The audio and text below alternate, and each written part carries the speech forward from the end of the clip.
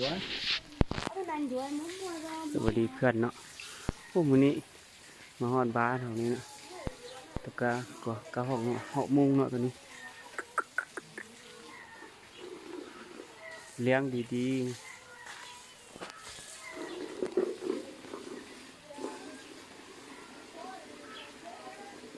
เลี้ยงมาตั้งแต่น้อยเนาะสุดยอดเลยง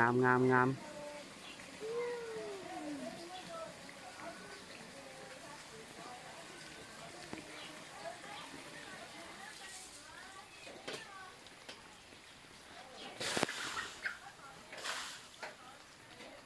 เจ๊จังมันเต้นเนาะมันตื่นเนาะ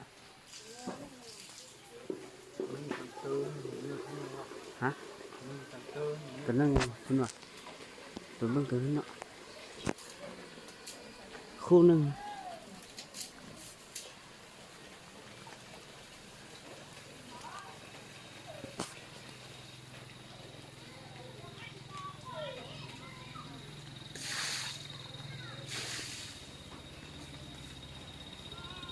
มั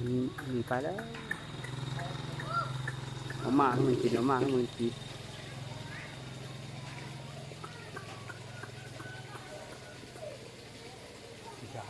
มันย้านแล้ว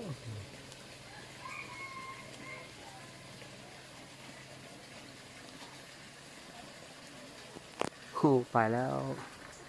ไหวให้ไหวบ้าน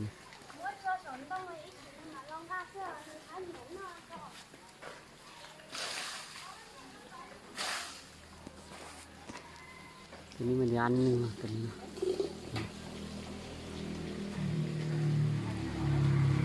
มีไปแล้ว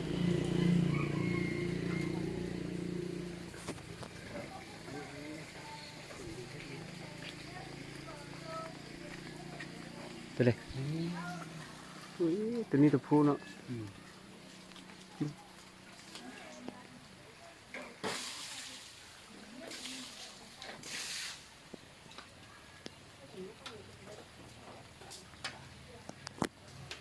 เบิ่งมันดิ้นเนาะ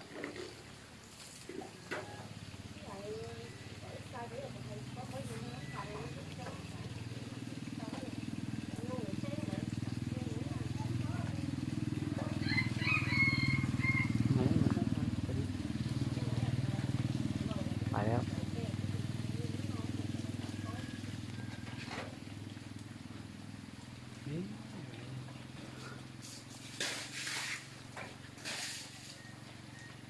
ตัวนี้ตัวหอกมุง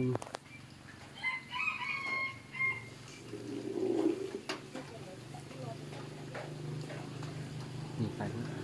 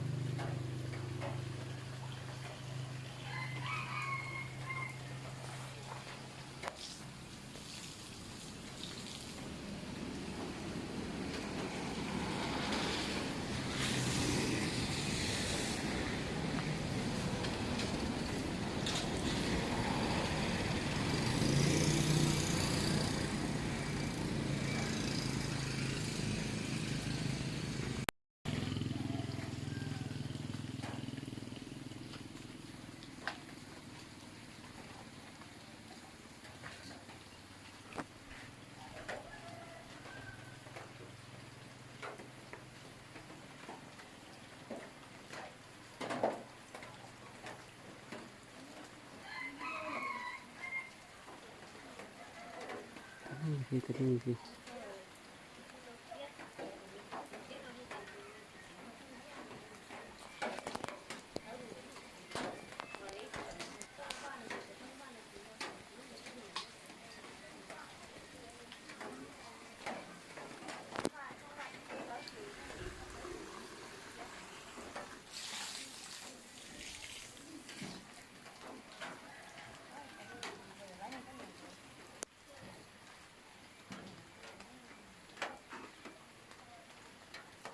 โลกกินอย่างโลกกิน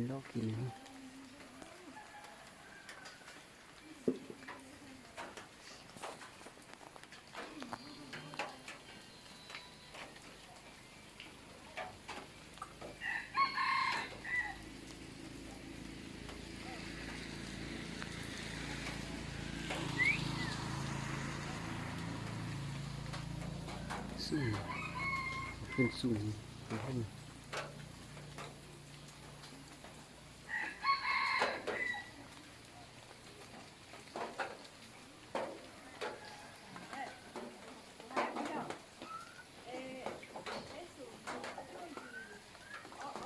พอปืนมันลง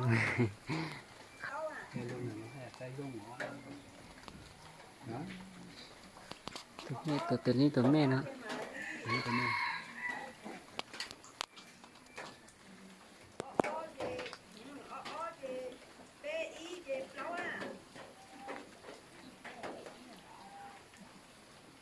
กินเยอะเอาไว้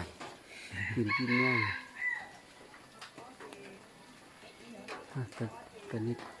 ตัวกู้มาได้ตัวกู้มาแล้วไปตัวนี้ย่านมาย่านนี่ไป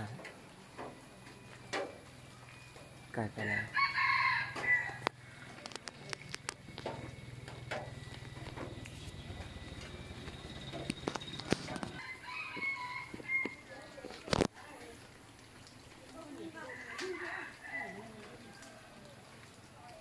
นี่มาเบิ้งซื้อเนาะนี่พามาเบิ้งซื้อบ่าพามาเบิ้งตัววัดมือนี่มันจะเข้าบ้านหมดกักกาวกระรอกนี่มีสำนีพอเลยเด้อเพื่อนทุกคนเนาะ